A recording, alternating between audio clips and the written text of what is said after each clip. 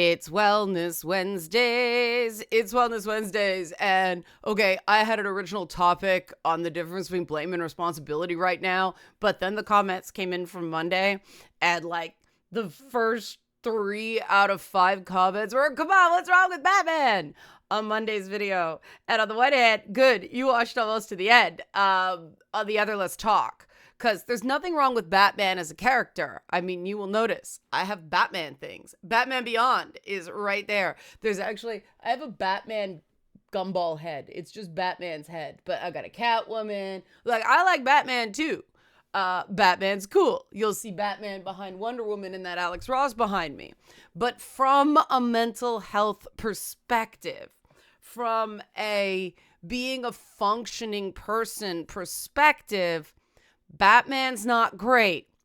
And I want to get into why. That doesn't mean you don't like the character. Just don't use him as a role model. Use him as a cautionary tale, right? That's the way I think. Well, okay, Batman's gone through evolutions. Let's do help support this channel and get into it. Help support this channel. Become a monthly patron. Patreon.com/Leanna K. Or buy a one-time Leanna Care session for someone who can use it but can't afford it.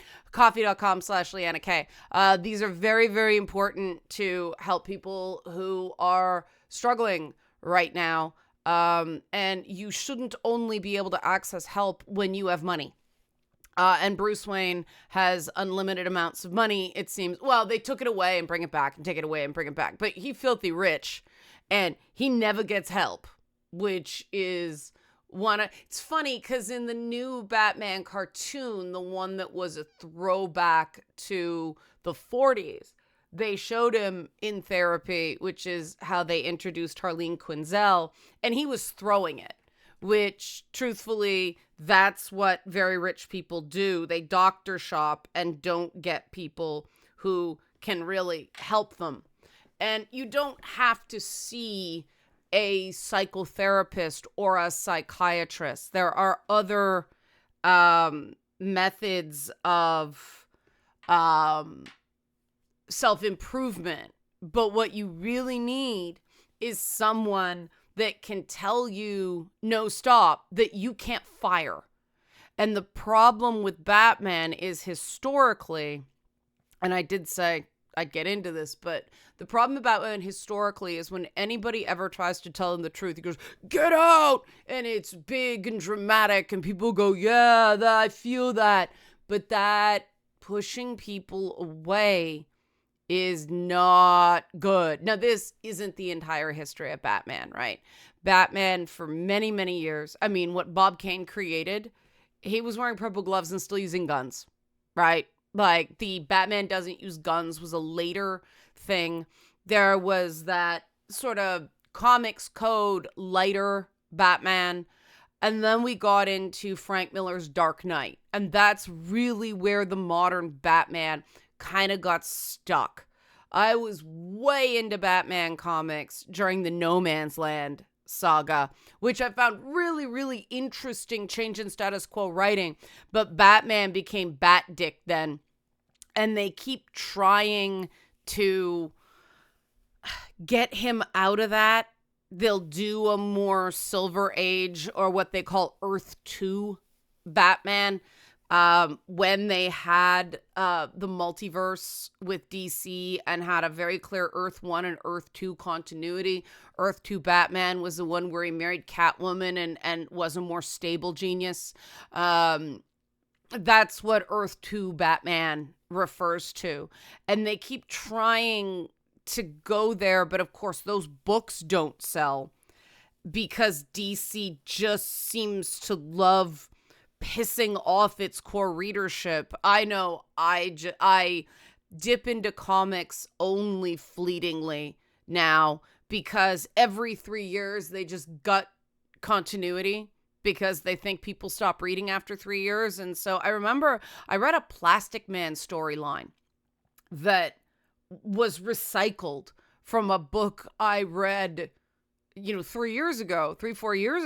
And I'm like, fuck this. Why am I paying to read the same stories? Yes, I love Plastic Man.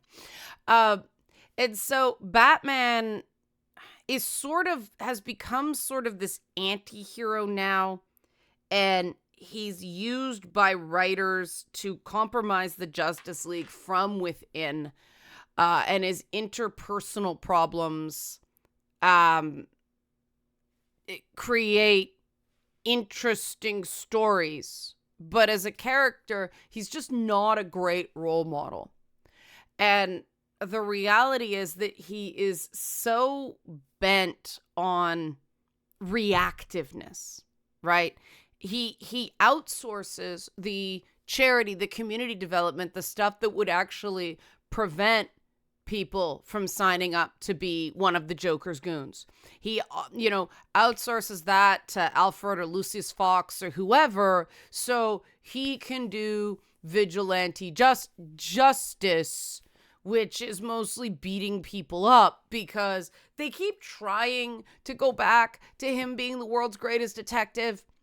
But even in the Robert Pattinson movie, which I thought was overall good because they acknowledge that Batman is weird and creepy, and I liked that. I thought it was self-aware. But he was a terrible fucking detective in that movie, and it was sort of a year one thing, so I assume that was deliberate. But he didn't solve the crime. He didn't. He fucked up, which is cool. I don't like infallible superheroes. But Batman is extremely obsessive. He is vengeful. And I don't want to touch too much on the violence part of it because it's comic books, right?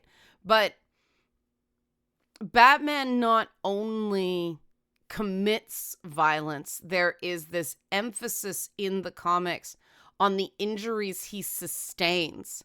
And though there is a certain ongoing sense of he is punishing himself for something. And I have always come down because there's the people that believe that Batman is the real person, Bruce Wayne is the mask. And the reality is that the real core person there is that kid that saw his parents die. He's still stuck back there. And, that core wound, that core trauma is not going to get better through vigilantism, self-harm, and a tendency towards obsessive behavior, right? It would be great if we actually saw him doing some work where he's still him. He can still get right into things. He can still have his special interests, but there's more of a balance. There's more of an understanding. He doesn't constantly push people away. As society has changed, the benevolent billionaire of the 80s is now just practically indistinguishable from Lex Luthor of he can just do whatever he wants and no one can stop him, and he's kind of a dick.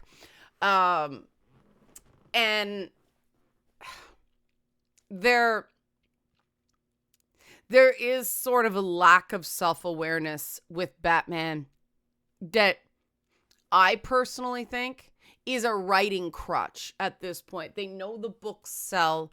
They don't know how to evolve him in a way where it's still him and he is still exciting and he speaks to the core reader who, let's say, I don't see a world where the core reader of comic books, of DC and Marvel comic books, is not a white, straight, cisgender guy. The rest of us, if they'd handled their brand properly back in the day, that wouldn't be so. But they keep doing these stupid things like the John Kent Superman, where we're going to take a 17-year-old, call him a man, and hypersexualize him to make all these speeches about social issues, but not. And they tried to focus on some of the core value stuff that's critical to writing a good Superman book. But that book did exactly what, was predictable. Got a lot of attention at first, people bought maybe 3 issues and they're not comics readers, so they stopped reading.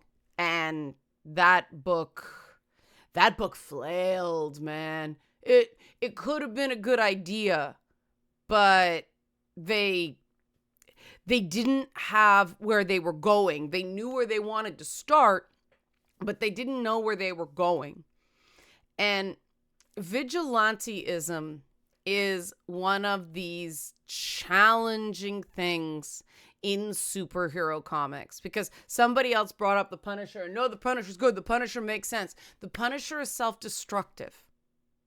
The Punisher kills because that's all he knows how to do. It's hardwired into him being a soldier who's fucked up by being a soldier. He's doing what he knows. He doesn't have the options of a Bruce Wayne who can do a lot of community good through his philanthropy and stop problems before they start. The Punisher is ultimately on a suicide run. And it's interesting if we see it as the tragedy that it is, not some sort of noble struggle. Or, when people start leaving comments saying, well, he makes more and more sense in this world. Oh, that is not, he may make sense, but that's not a recipe for success. He's stopped thinking he has any worth as a person. All he's doing is destroying the factors that destroy others. And in order to enjoy this stuff in a way that's healthy, we have to make sure we recognize that the Punisher is not saying what should be. The Punisher was a very horrific, nihilistic snapshot into what was it the 90s that really took off? I'm not sure. I found out about the Punisher. Remember those collectible cards back in the day where they had like the holograms and the Mylar cards and all that stuff? That's the first time I saw the Punisher. And I'm like, this guy looks kind of cool. Let's check it out. But Batman obviously has more options than Frank Castle does. And the fact that he's still first and foremost going out there and fight clubbing on roofs, there's something very wrong there. I mean, we see that in a guy like Elon Musk, that no matter how many places he sticks his fingers in, no matter how many things he fucks up, it's never enough.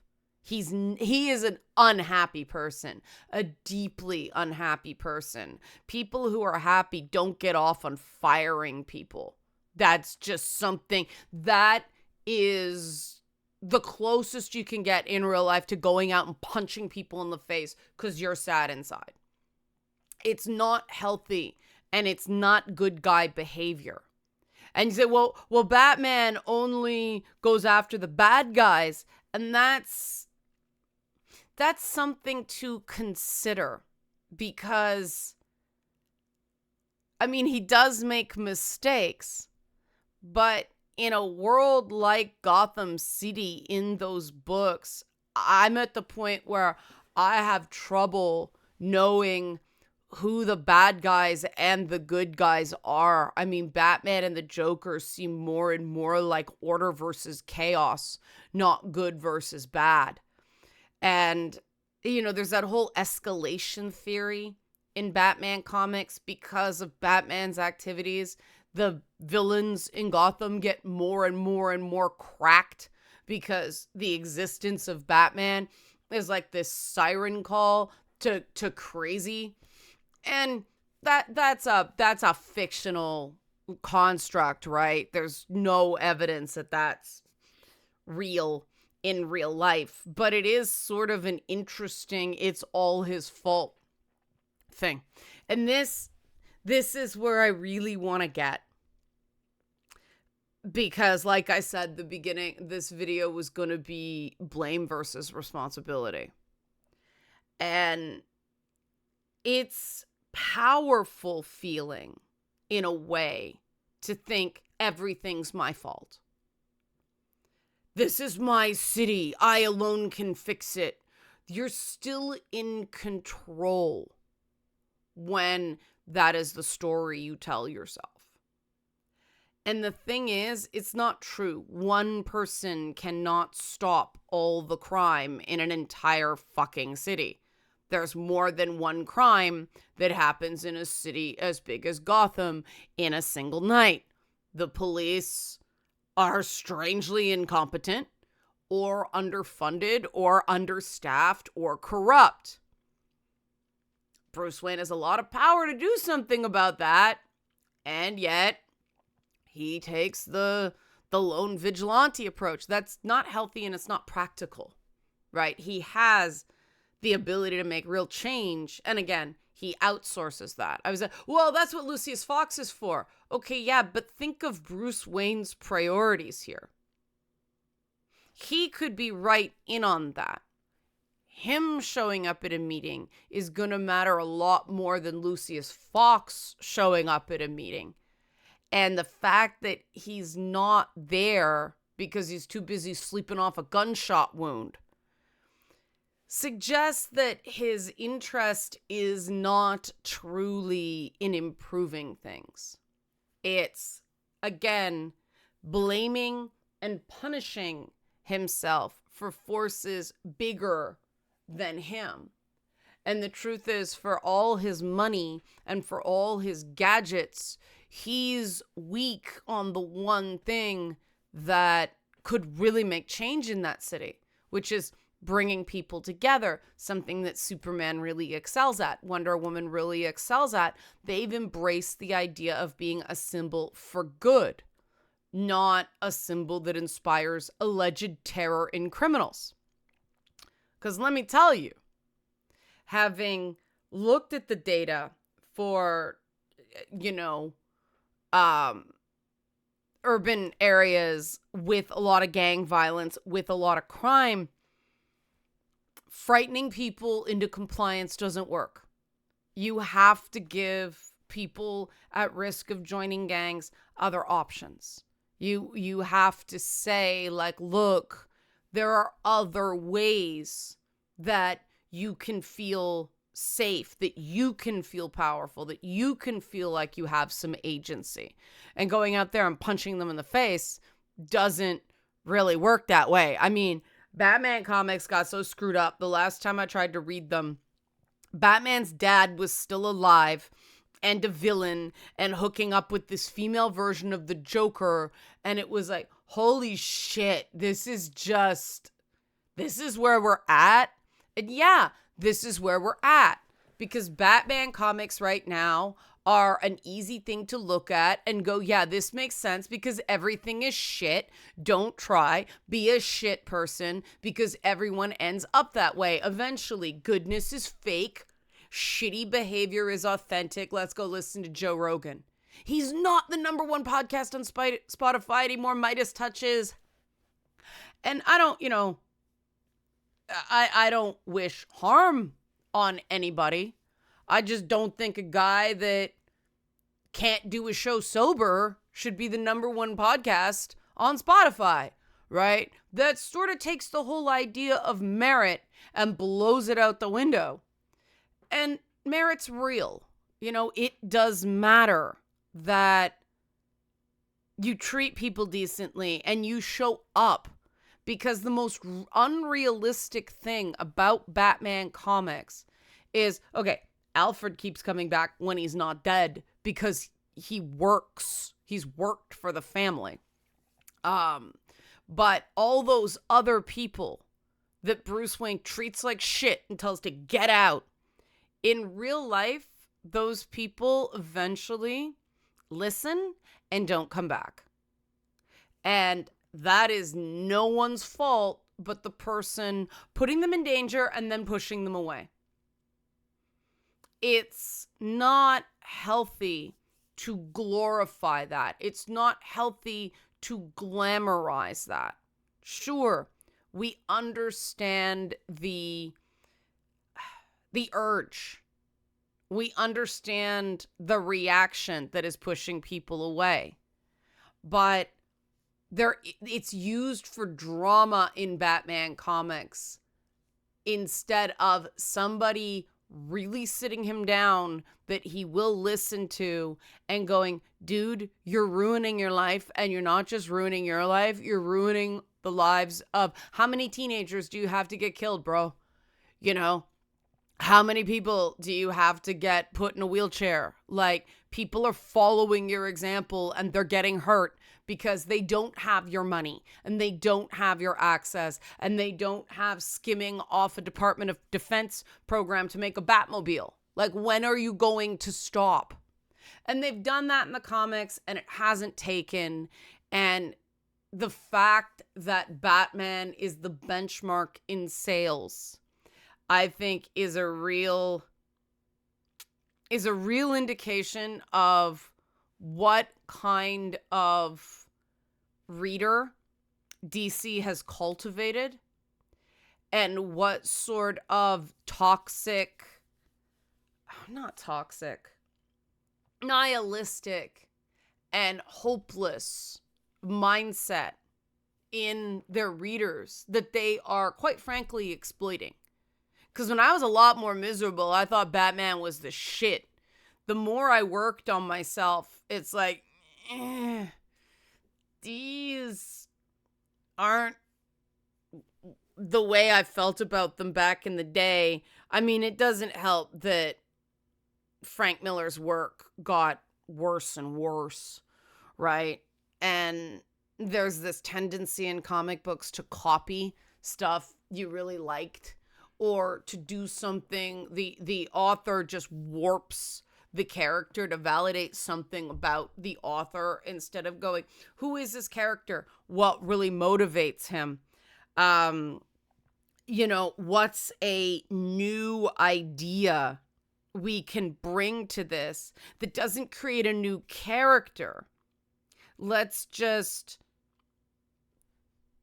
create a situation where there's some evolution in the character. And they've tried to do that, and it always resets. And it really does become, as some people who write about comics all the time has said, there's sort of a lack of cohesiveness to the character now. But that's not what we're talking about. We're talking about sort of Batman as a character, as an archetype, and you notice I haven't really mentioned much about privilege because you'll just get reactions there. He does, I've said instead, he has a lot of money and a lot of access, and he could be doing more productive things with his time. And with Batman, I really don't think it is a question of privilege, because privilege doesn't inoculate you against mental health problems. It's a question of the opportunities he has to do things different, to actually do the things we have seen reduce crime in cities. The fact that after all this time, Gotham is still such an incredibly unsafe place, well, that indicates that Batman's kind of a fucking failure as a superhero, isn't he? Like, that's the thing that gets me about all of it, is Gotham's a crime den. And again, it's different with different books. Like, Gotham has been sort of stuck in the 80s crime wave in New York. Since the 80s crime wave in New York. It's gotten better sometimes, but it always goes back to that ladies can't walk down the street without their purses being stolen. People say, oh, that's just a big city. No, it's not. And maybe it's just a skewed view with, because that's what Batman sees. He's seeking that stuff out. But you see a lot of stuff when they have like a mayor race or something like that. Canonically, crime in Gotham is a problem. And we know the root causes of crime. It's inequality, a lack of opportunity, and poverty. And income inequality and poverty are not the same thing. It doesn't matter how filthy, stinking rich people are. If people's basic needs are met with a few luxuries, but also there is a real possibility of upward mobility, that gives people another option. And so if Gotham's still a shithole and he's outsourcing all of his charitable activities to underlings that he just go get out whenever he's having a man tantrum, is this really someone who's cool? He doesn't seem cool to me that way. And I mean, I think people don't look at that element of Batman because you're not supposed to. You're supposed to be drawn into his intense emotion and his misery and connect to it and feel seen. But it's sad to me that so many men, both teenagers and adults, need to feel seen through their misery. And then, we had a discussion on the server about why do people name their daughters Harley Quinn? That's a question for another time. But, Batman isn't a good person, which, isn't that much of a problem. But he's not really a great hero either. He's a miserable, stunted, yes, violent, self-isolating jackass. And people will go, well, that's why he's cool. I was like, okay, yeah, there's a place for that. But in terms of mental health role models, he's not your guy. And quite frankly, reading too much of that stuff, glamorizing that kind of stuff, that's going to keep you stuck. You can read it, you can like it for what it is, but please see it for what it is. What he does is not cool. What he does is not effective, both personally or professionally. I mean, shit, when was the last time we actually saw him running his company? How the fuck does that work, right? That's kind of a dated model. But all that is fictionalized, right? It's not supposed to make super duper sense. I know that, which is why I didn't focus on it.